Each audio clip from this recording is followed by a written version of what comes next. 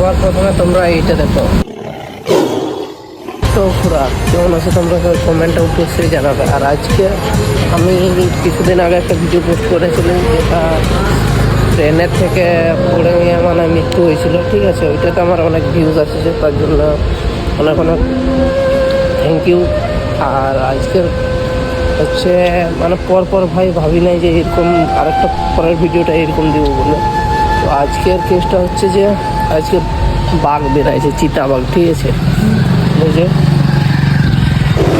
যেটা দেখতে পাচ্ছ এইটা, তো এটাই তিনজনকে একদম পুরো আহত করে দিচ্ছে।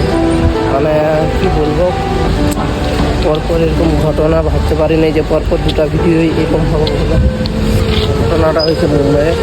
তো বন দপ্তর থেকে আসে, বাঘটা নিয়ে ধরার চেষ্টা করছে, ধরে নিয়েছে মনে হয়, জানি না।